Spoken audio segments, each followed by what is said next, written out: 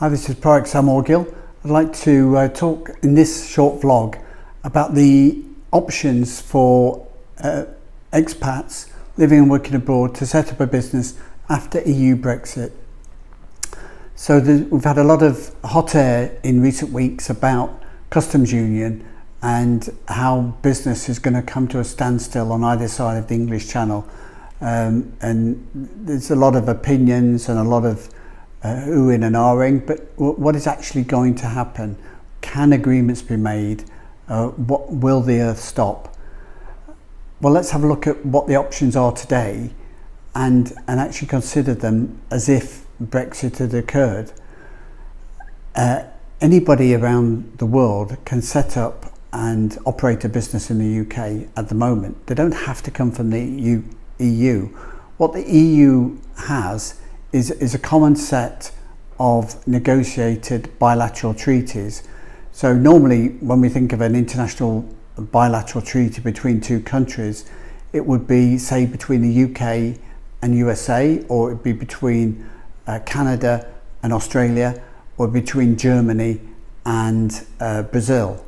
But in the case of the EU, it's a common market instead of a bilateral approach, where the EU negotiates on behalf of the 28 to become 27 member states. So that's quite a different situation, but it's not that different. The EU is effectively making one single bilateral treaty with Japan or Canada or USA or Russia or Ukraine or Switzerland or Norway or any other country to trade with.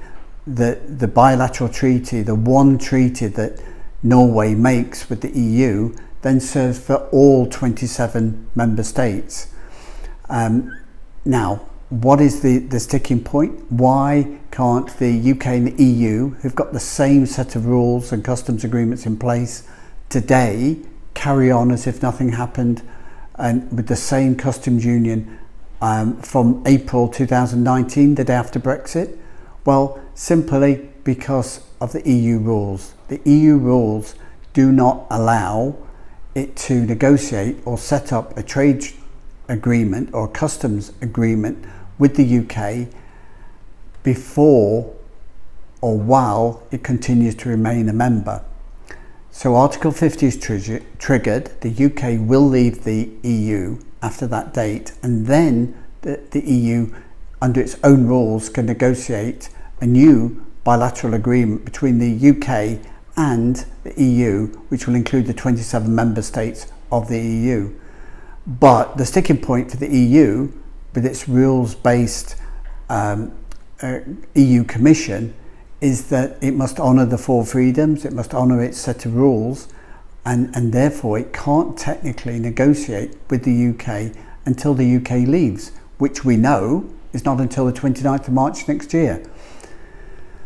This is what the withdrawal treaty is about. It's about how they're going to leave, and the withdrawal treaty then allows for a transition period to the end of 2020, during which the UK has left the EU and therefore can negotiate customs treaties and trade agreements that will suffice and allow the EU and the UK to have a new trading relationship in force from January 2021, after the end of the transition period.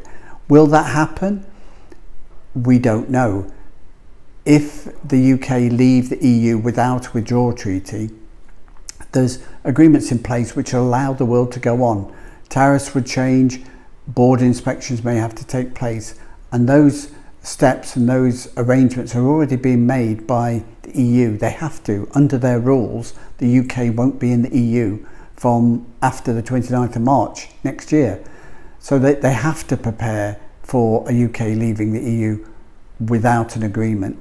And the UK, do they want to be held bound to the expense or the rules of the EU if Brexit is indeed what they signed up for? So this is the question that needs to be resolved. If there's no withdrawal treaty by the 29th of March, then next year, then companies wishing to continue to trade and have access to the EU will have to consider how to apply themselves as if they were a third country. And this is what we'll look at in our next vlog in a bit more. But all businesses and all expats looking to plan to be running a business in the EU after Brexit should be planning and considering what their options are. The rules are in place with each member state for how to create a business, how to operate a business with taxes, social insurance, VAT. These are in place already, and we'll have a look at those in some of our other blogs available from our website at productpartnership.com.